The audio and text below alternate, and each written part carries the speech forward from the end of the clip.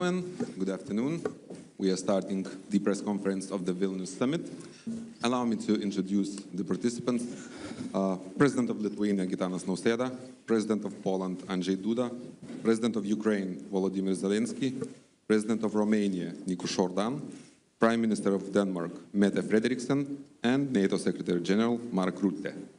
Let me note that at first, the leaders will deliver their statements, and afterwards you will have the opportunity Буде можливість задати I will now запитання. invite the President of Lithuania to begin. Mr. President, the floor is yours. Good afternoon. The Vilnius Summit of the Bucharest 9 and Nordic countries has concluded.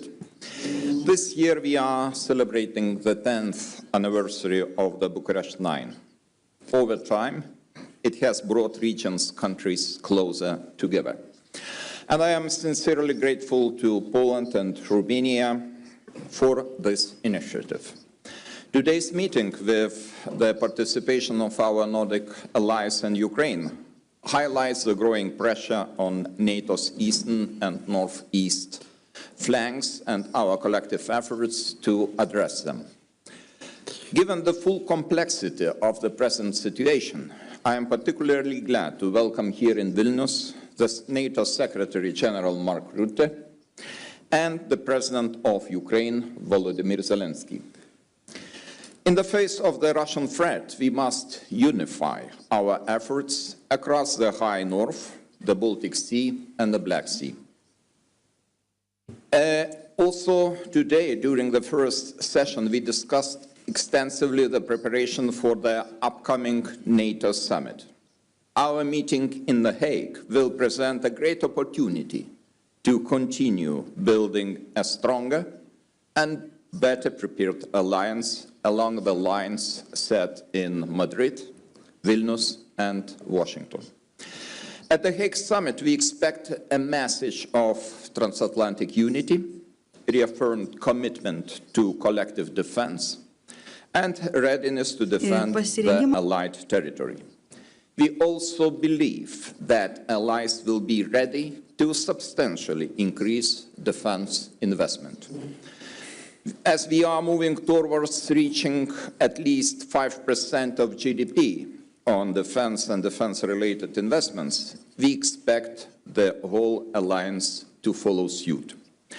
Lithuania will be spending 4% of GDP on defense this year and more than 5% from the next year to 2030.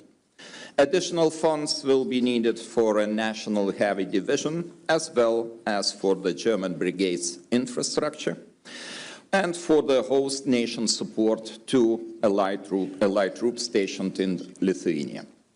The Hague Summit must also send a clear message that NATO stands with Ukraine.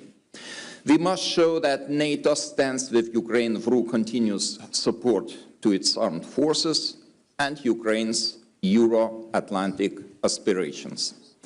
In the coming months, one crucial objective will be to substantially increase military support to Ukraine, to ensure deterrence on the ground and to prepare conditions for the future negotiations on peace. Ukraine's power must be significantly strengthened, and it now falls primarily on Europeans and Ukraine's closest neighbors and friends to make it happen. Ukraine also needs our investments in its defense industry.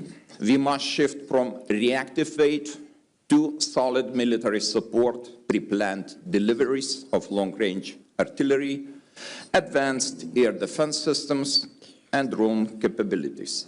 We'll still need progress on enhanced EU military support to Ukraine, with the whole goal to supply them with 2 million large-caliber shells. In times like these, unity is most important. Together, we are strong, and I am happy that we had very productive, frank conversation with our closest friends, and I hope it will be very helpful looking forward to the Hague Summit. Thank you. Thank you, Mr. President. I will now invite the President of Poland to continue. Excellencies, ladies and gentlemen, I would like to start by thanking my friend, President of Lithuania, Gitanas Nausėda, for organizing this year's Bucharest 9 summit in the wonderful city of Vilnius. I'm also very pleased that NATO Secretary General Mark Rutte and the President of Ukraine, Volodymyr Zelensky, participated in our deliberations. Moreover, I'm glad to emphasize the involvement of representatives from the Nordic countries in our discussion. This is indeed an important step towards building an integrated northeastern NATO security space. The upcoming NATO summit in The Hague will take place in only 3 weeks, so this is an excellent moment to discuss our expectations ahead of this very important gathering.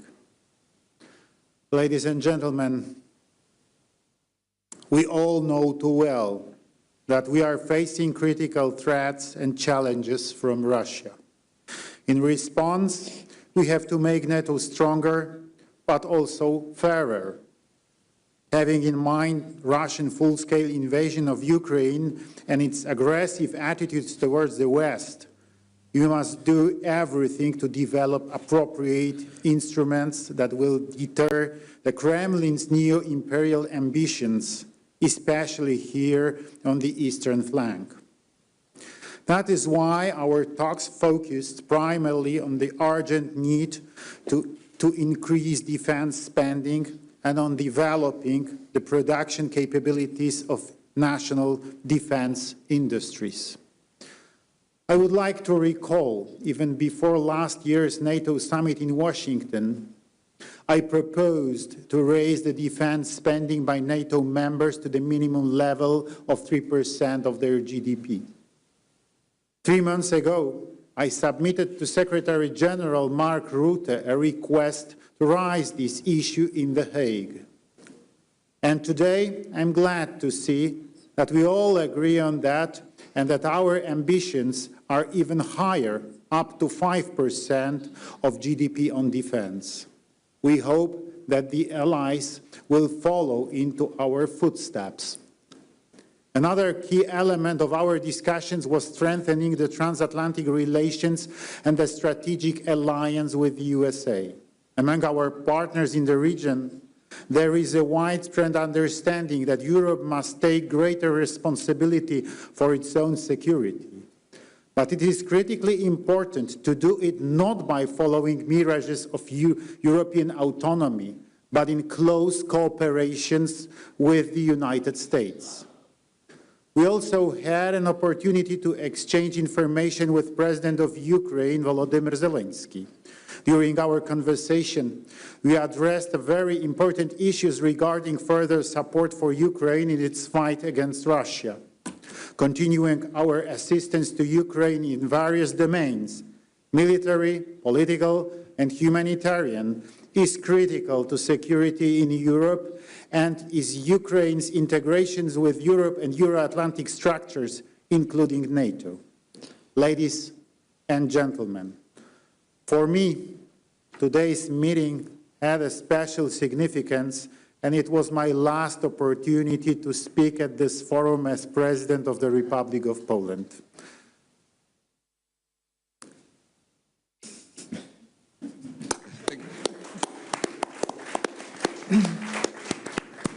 I have to emphasize that co-creating and later co-developing this format has been one of the most important and valuable aspects of my presidency.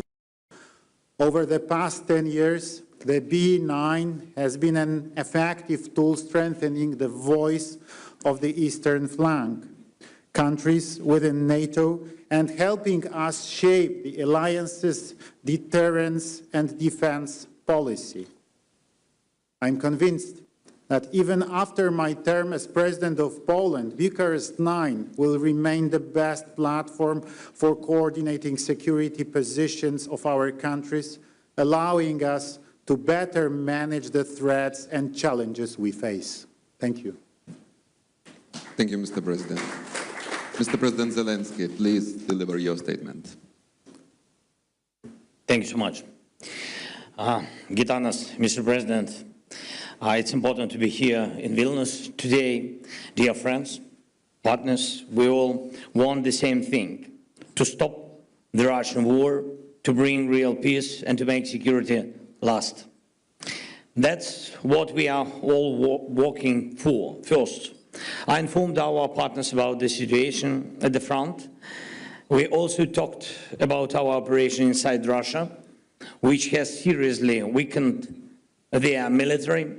Operation Spiderweb showed that modern war really looks like and why it's so important to stay ahead with technology.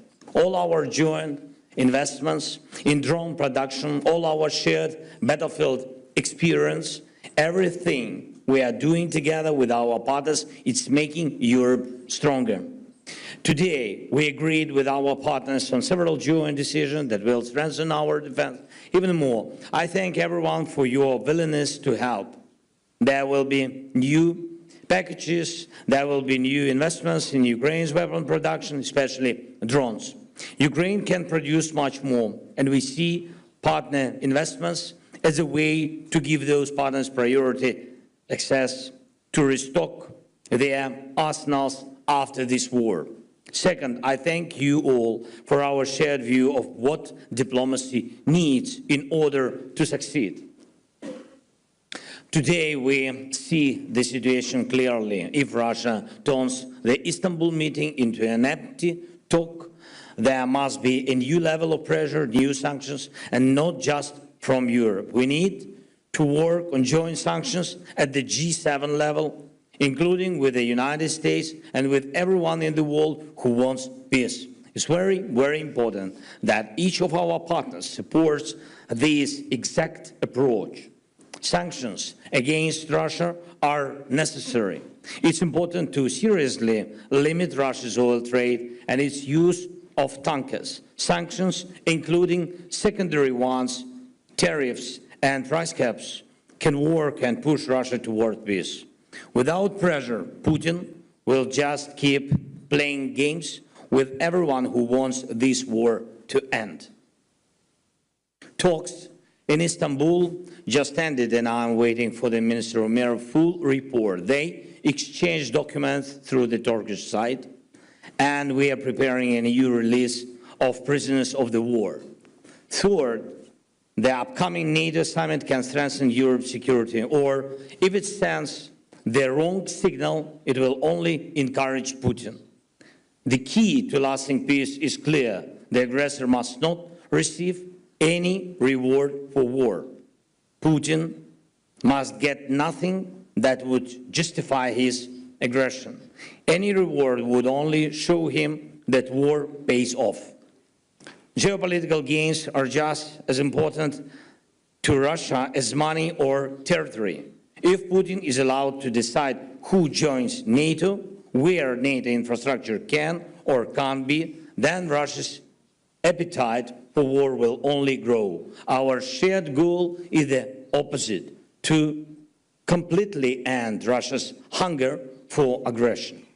Ukraine is doing its part, and I am grateful to all partners who are doing theirs. And we must act as one united Euro-Atlantic community. The NATO summit in June is the right place and the right time to send a clear message. Russia will not get anything from this war. Strong decisions are needed. Decisions for Europe, not for Putin. We all need to work together to make this really happen, and it's doable. Thank you, everyone who helped us. Thank you so much. Thank you, Mr. Zelensky. President of Romania, the floor is yours now. For me, it's the first opportunity to participate as a president, and I've been very honored to be here, and I have to thank also to our host, very nice organization. So, Bucharest 9 started 10 years ago. It was just after Russia attacked Crimea, and at that moment it was a potential threat of Russia against European nations. And it was a proposal in order that the countries on the eastern border or eastern flank of NATO have a common voice. Now that potential threat became real, we have a war in Ukraine for more than 3 years, and all our countries faced a set of hybrid actions. So it's reality, and for us, members of Bucharest 9, and also for our Nordic allies, we have the same concerns.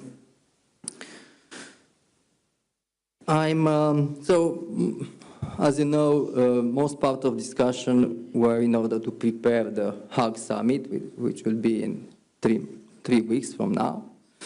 And I'm very pleased that most of our participants agreed on very important things, like we need a stronger NATO,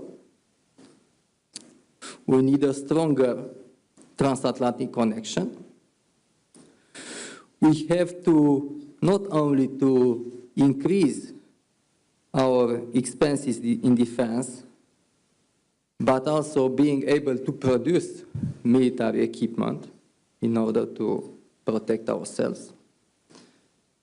And also that, as I said, the threat is not only classical military, but it's, we have very important hybrid actions against our countries. I'm also very pleased that all the participants agreed that we have to continue to support Ukraine.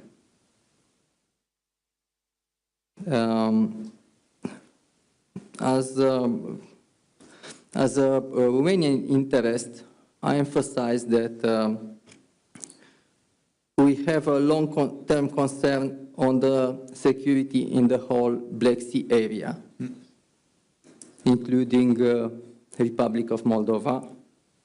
And I thank to our partner that they continue to support the Republic of Moldova in his European integration process. And finally, I'm very pleased that everybody agreed that the next summit to be organized in Bucharest next year. Thank you. Thank you, Mr. President. Madam Prime Minister, it's time for your statement. Thank you. And dear Gitanas, thank you for hosting us today, and thank you for inviting the Nordic countries to join you here today in Vilnius. Today's meeting has been about one thing and one thing only: the security of our countries and the security of our continent, deterrence and defense. The threat from Russia against all of us is real, and it is serious. Russia is continuing the war in Ukraine. Putin is talking about peace during the day and bombing at night. We see a more aggressive Russia approach in the Baltic Sea region. And it is assessed by the Danish Defense Intelligence Service that Russia sees itself in conflict with the West and is preparing for war against NATO. It is therefore crucial that we take bold and necessary decisions at the NATO summit in The Hague in only 3 weeks from now. In my mind, and what we have discussed today, there's only one way forward. We need to invest massively in our collective security, all of us, and we need to do it fast. NATO is by far the strongest military alliance in history. And so our starting point must be to focus on what is needed to continue to be so, to secure deterrence and our ability to defend ourselves. But I have to say that Russia is not deterred merely by us agreeing on a new defense spending target. We need to deliver actual capabilities, and we need to do it fast. We must make sure that NATO always has the full range of capability necessary to deter and to defend against any threat against our countries. And at the same time, we need to continue our strong and steadfast support for Ukraine's brave fight for freedom. Let me be very frank, we have to donate what is needed on the battlefield. We had to provide more financing for arms production directly going into Ukraine. We already have a mechanism that works. And I think we have to implement stronger sanctions against Russia. It goes for the Shadow Fleet. Recently, we listed almost 200 additional vessels from the Russian Shadow Fleet, but more have to come against the Shadow Fleet, against Russian banks, financial sector. And I think we have to end any remaining dependency on Russian energy, including oil, gas, and nuclear energy. And to add one more thing, lower the oil cap. I think all that on the table would put the necessary pressure on Russia to get to the table and actually negotiate on peace. And why is that? Because Ukraine deserves peace. But the peace must be comprehensive, it must be just, and it must be lasting. And it has to respect the sovereignty and territorial integrity of Ukraine. I'm sorry to say, I think until now we haven't seen any signs that Russia is willing to actually commit to any of that. So our key task at the moment has to be to put Ukraine in the strongest possible situation and position on the battlefield and or at the negotiation table. Europe, of course, needs a strong and an independent Ukraine. I believe that once again the coming month will be paramount, and we haven't got much time, and therefore we need commitment to take the right decisions on behalf of all Europeans now. Thank you. Thank you so much. Mr. Secretary General, the floor is yours. Thank you, President Nausėda, dear Gitanas. Thank you for hosting the B9 Nordic Summit here in Vilnius. It is a pleasure, always a pleasure to be back here in Lithuania. Lithuania is a staunch ally and continues to lead by example. You invest more than 4% of GDP in defense this year, and I welcome your plans to spend between 5 and 6% starting from next year. I think this sends an incredibly powerful message of commitment to our collective defense. And it also sets an example for our other allies. On this stage and in our meetings today, it is clear that the commitment to collective defense is strong. We have had a productive day of meetings as we continue to prepare for the summit in The Hague. We are facing the most dangerous security environment in decades. Russia's war of aggression continues, terrorist threats persist. We are not at war, but we are not at peace either. So we must continue to strengthen our deterrence and defense. And that means pivoting towards a full war-fighting readiness, providing significantly more forces that are well-trained, well-equipped, and supported with logistics, sustainment, and ammunition. We continue to count on the B9 and our Nordic allies to play a key role in these important efforts. At the The Hague Summit, I expect allies to demonstrate their enduring commitment to our collective defense by deciding to boost defense industrial production and increase defense investment. And this is purely, simply essential to our security. And so is delivering on the new ambitious capability targets that allies are expected to agree later this week when the defense ministers will meet here in Brussels. Not here in Brussels, but in Brussels. Today, we also discussed Ukraine, a key priority for the summit in The Hague. Dear Volodymyr, we continue to support Ukraine. We know that a strong, sovereign Ukraine is essential for Euro-Atlantic security.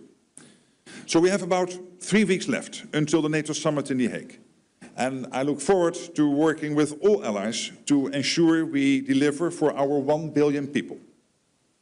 Dear Gitanas, thank you again for your hospitality, your leadership, and your unwavering commitment to our alliance. Thank you, Mr. Secretary General. Dear journalists, we only have time for one question, which can be addressed to all the leaders, or some of them. Please indicate that. Martina, go ahead, please. Hello, Martina Pichelita, news agency ELTA. I have a question to all of you. So with the announcement that America will review its true presence in Europe, there has been some concern about a reduction in United States capabilities on NATO's eastern flank. So in this context, and given the fact that the current administration of the United States has reduced America's focus on Europe, what can be expected at the upcoming summit in Hague? Thank you. I think we can do in the same order, like Okay. you made your statement. I will start. You know, I don't want to base my assumptions on the rumors. I would trust official information about the possible reduction of United States presence in Europe. So far, we have 1,000 US soldiers standing shoulder to shoulder with the soldiers of Germany, Norway, and other EFP countries.